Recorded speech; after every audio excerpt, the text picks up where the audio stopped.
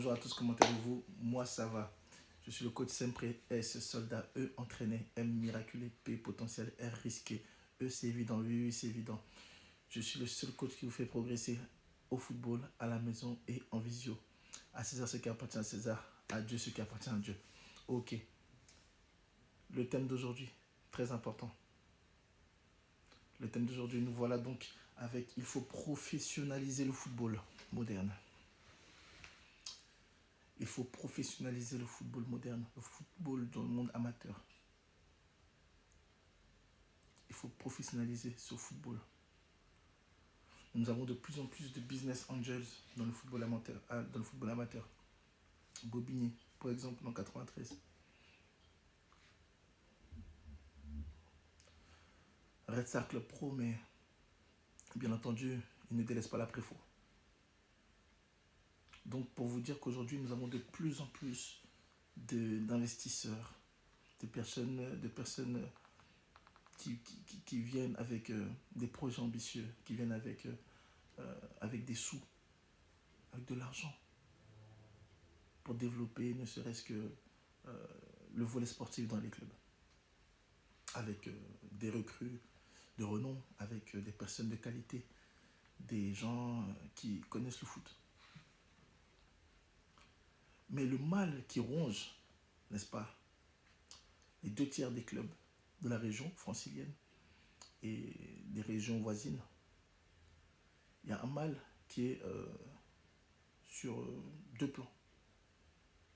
Le premier mal, c'est que lorsque, en tant que globe-trotteur, lorsque j'ai fait le tour de certains clubs, j'ai constaté que le projet, à proprement dit, le projet sportif, le plan de jeu, le projet de jeu était inexistant. Donc il fallait, pour ces clubs dits ambitieux, et ces clubs qui avaient des sous, on va dire, c'est constater qu'il n'y avait pas de projet sportif. Pour l'école de foot, pour la préfo, pour la formation, pour les seniors, j'ai constaté qu'il n'y avait pas de projet concret, avec un plan de jeu, etc. Conclusion, tous les éducateurs, qu'ils soient diplômés ou non, qu'ils soient bons ou mauvais, bref, on ne dira jamais qu'un éducateur est mauvais, parce qu'un éducateur, il ne faut pas lui enlever les qualités qu'il peut avoir. Donc, l'implication, la détermination, le dévouement, tout ça, parce que l'éducateur, c'est déjà transmettre, déjà éduquer l'enfant, éduquer le jeune joueur. Donc, on ne peut pas enlever ces qualités-là aux éducateurs, mais ça manquait de fond de jeu. Donc, ce qui veut dire que chacun venait avec ses idées. Chacun vient avec son projet. C'est un projet perso. Dans un club qui a des ambitions, qui veut aller tout droit, qui veut aller dans un sens. Et on vient avec différentes idées, différents idéaux.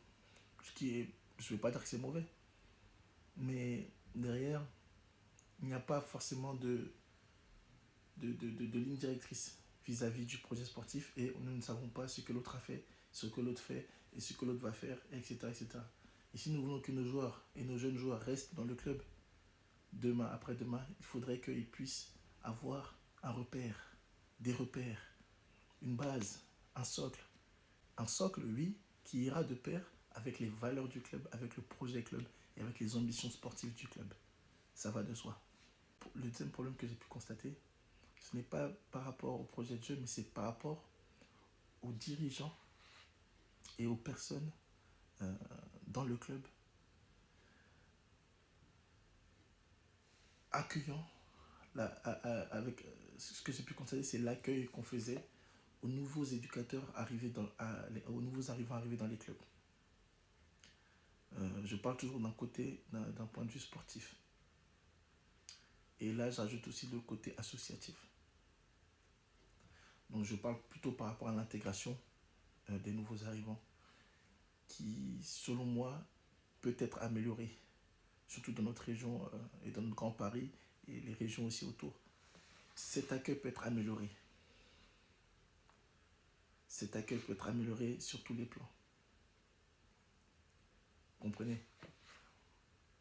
il y a des personnes, il y a des dirigeants, des personnes dirigeantes, il y a des bénévoles et autres qui, de par le fait de leur ancienneté, de par le fait qu'ils soient anciens dans le club,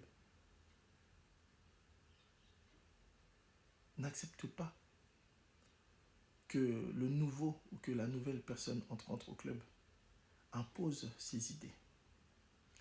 Et donc, toute idée qui viendra donc, de l'extérieur ou qui sera contraire aux idées anciennes sera donc confrontée à la minute, à la seconde. Tout devrait être discuté, tout devrait être, n'est-ce pas, remis en question. Mais il faut savoir que lorsque nous avons des ambitions sportives, il faut savoir faire confiance, il faut savoir observer. Il faut savoir observer et faire confiance au nouvel arrivant. Le laisser faire ses preuves, la laisser faire ses preuves. Et après, faire les comptes. Mais je vois beaucoup d'anciens qui rejettent les idées, qui rejettent le projet du nouvel arrivant parce que ce sont des anciens, parce que ce sont des vieux, parce qu'ils sont plus âgés, etc., etc. Et là, on laisse place donc à la discrimination. On laisse place donc aux préjugés. On laisse place à tout ce qui n'est pas sportif.